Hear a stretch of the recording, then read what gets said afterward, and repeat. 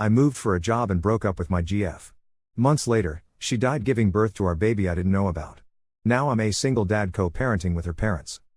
I, Alex, 28M, never thought I'd be in this situation. My life changed completely in just a few weeks, and I'm still trying to process everything. It all started with a phone call from Sarah, 32F, my ex-girlfriend Milo's, 27F, sister. Milo and I dated for 3 years before breaking up about 10 months ago. We met during our senior year of college at a mutual friend's birthday party. I remember being instantly drawn to her infectious laugh and the way her eyes lit up when she talked about her passion for marine biology. We hit it off immediately, bonding over our shared love of the ocean and terrible sci-fi movies. Our relationship was far from perfect, but it was good. We supported each other through the stress of final exams, job hunting, and the general uncertainty of post-college life. Milo got a job at the local aquarium, while I landed an entry-level position at a marketing firm. We moved in together after a year of dating, adopting a scruffy rescue dog named Baxter. Things were going well until I got a job offer in another state. It was a big step up in my career, with better pay and more opportunities for advancement. Milo had just started a research project at the aquarium that she was really excited about. We spent weeks agonizing over what to do, but in the end, we decided to break up. Neither of us wanted to do long distance, and we both felt like we needed to focus on our careers. It was a tough decision, but we both agreed it was for the best. The breakup was amicable, but still painful. We promised to stay friends, but as often happens, life got in the way. We kept in touch through occasional text messages and social media likes, but that was about it. I threw myself into my new job, trying to ignore the Milo-shaped hole in my life. Then came the call from Sarah. She told me Milo had been in a serious car accident and was in critical condition. I felt like the ground had dropped out from under me. Despite our breakup, I still cared deeply for Milo.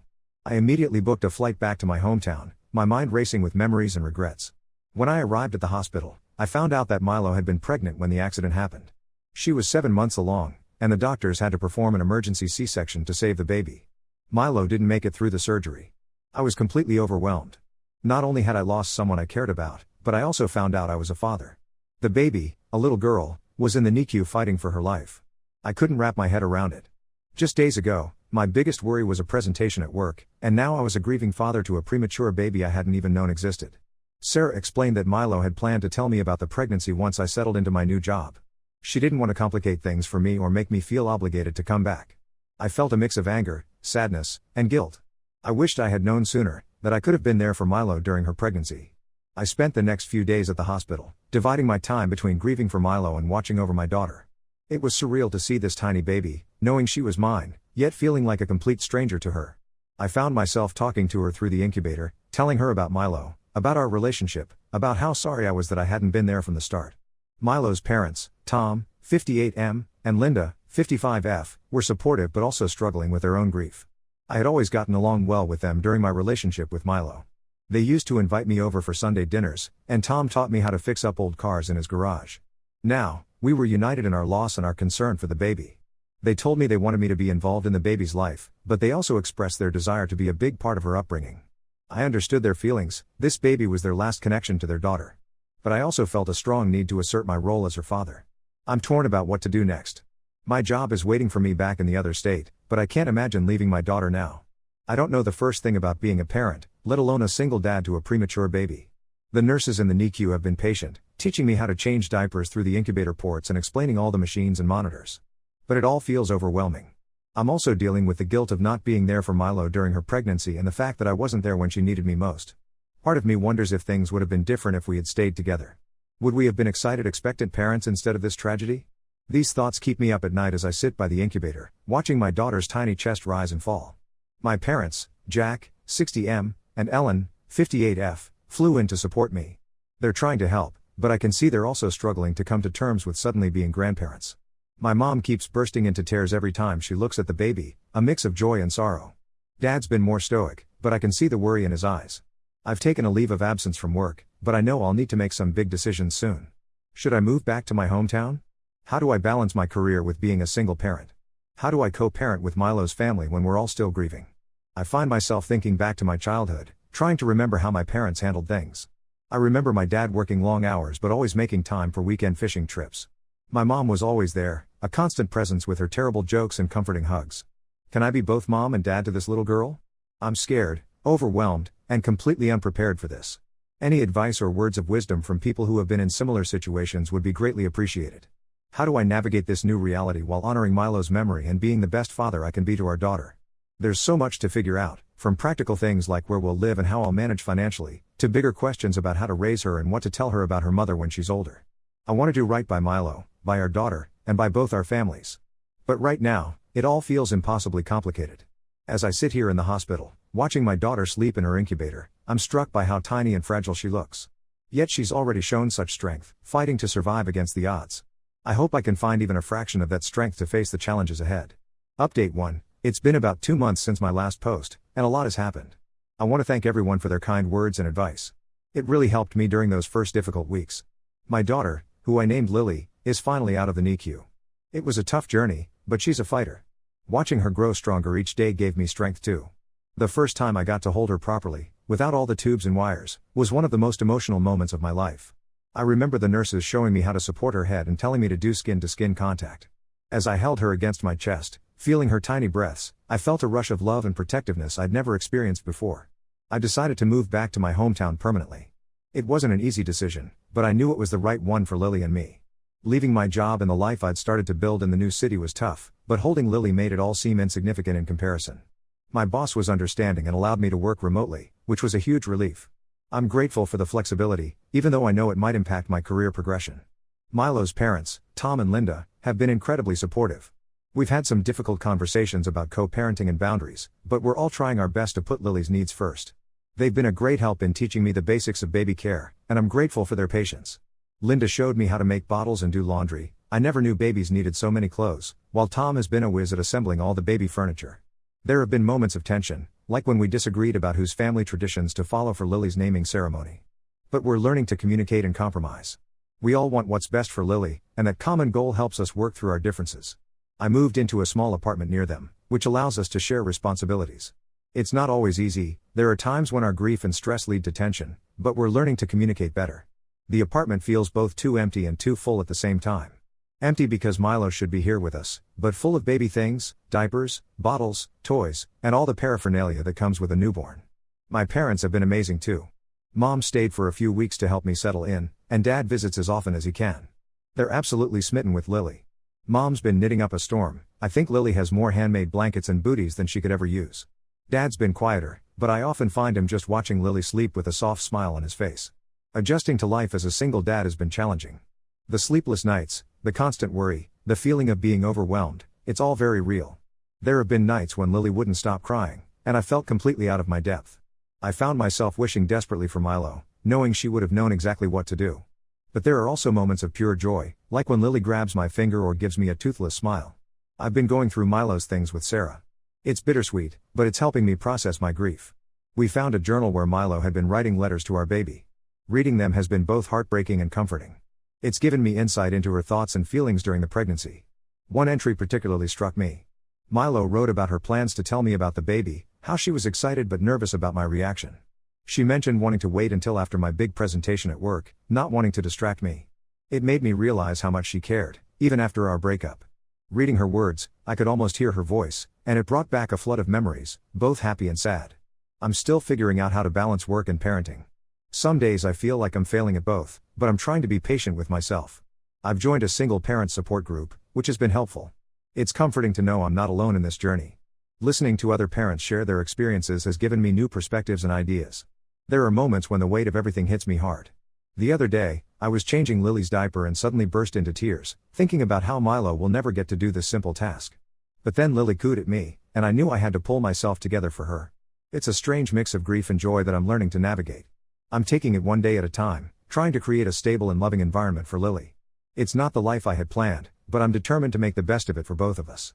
Each day brings new challenges, but also new rewards. Watching Lily grow and develop her own personality is amazing, even if it's tinged with sadness that Milo isn't here to see it too. Update 2. It's been 6 months since my last update, and life has settled into a new kind of normal. Lily is now 8 months old and growing like a weed. She's started crawling, which means I spend most of my time chasing after her and baby-proofing everything in sight. It's exhausting but also exciting to see her explore her world with such curiosity. Co-parenting with Tom and Linda has gotten easier. We've fallen into a routine that works for all of us. They watch Lily 3 days a week while I work, and I have her the rest of the time. Weekends are usually family time, with all of us together. We've started having Sunday dinners again, just like when Milo and I were dating. It's bittersweet, but it feels good to keep that tradition alive for Lily. There have been some challenges. Last month, we had a disagreement about Lily's first Christmas. Tom and Linda wanted to recreate some of Milo's childhood traditions, while I wanted to start some new ones of our own. It led to a heated discussion, but we eventually compromised. We're all learning that it's okay to honor Milo's memory while also creating our own family dynamic. We ended up blending old traditions with new ones, and it turned out to be a beautiful holiday, even if it was tinged with sadness. Work has been understanding, but I can tell they're getting antsy about me returning to the office full time. I'm not ready for that yet, and it's causing some tension. I might need to start looking for a new job that offers more flexibility for single parents. It's a daunting prospect, but I know I need to prioritize what's best for Lily and me. I've started dating again, which feels strange and a bit guilt-inducing. Sarah set me up with her friend Emma, 29F. We've been on a few dates, and she's great with Lily. But I'm taking things very slowly. Balancing dating with single parenthood is tricky, and I want to make sure Lily always comes first. Emma seems to understand, which I appreciate.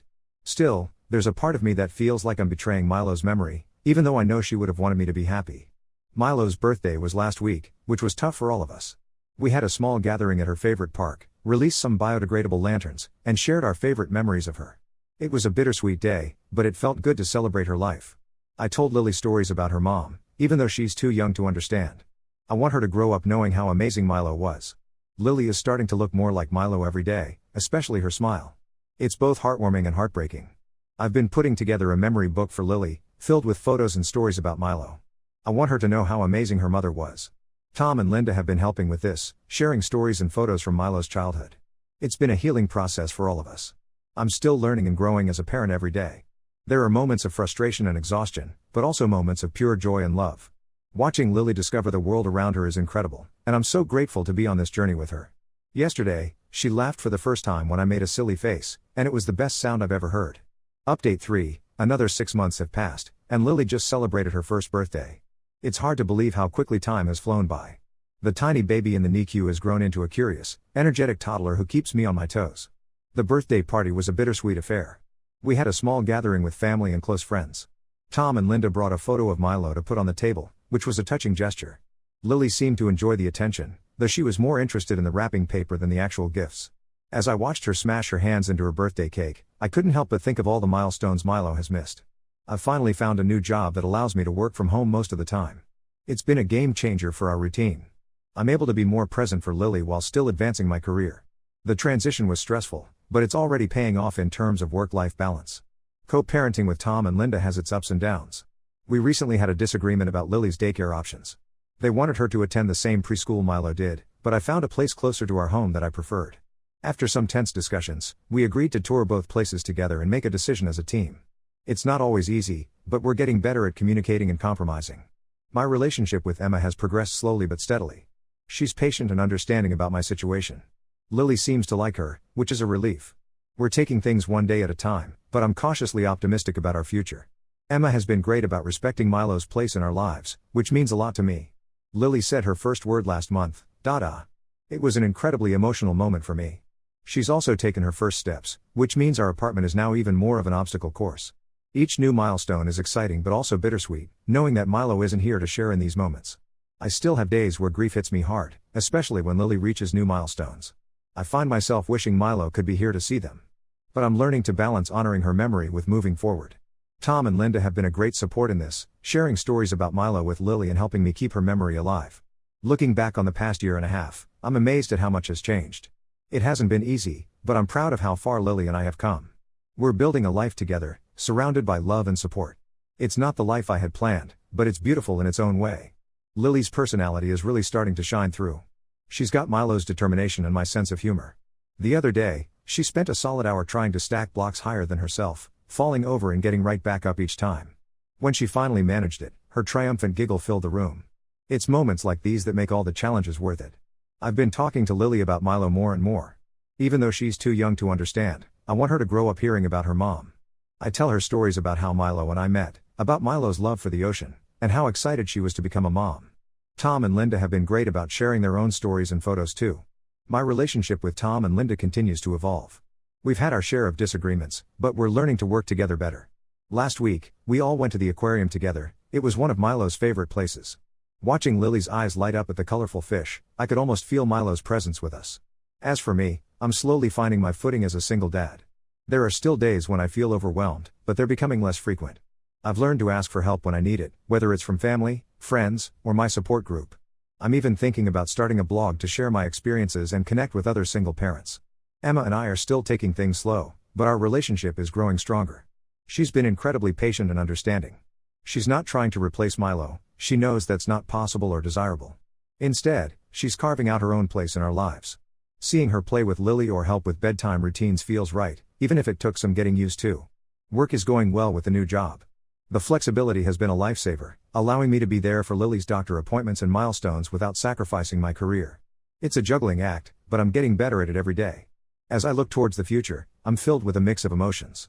There's still sadness for what we've lost, but also hope for what's to come. I'm excited to watch Lily grow and discover her passions. I'm looking forward to teaching her to swim, to read, to ride a bike, all the things Milo and I once dreamed of doing together. I know there will be challenges ahead.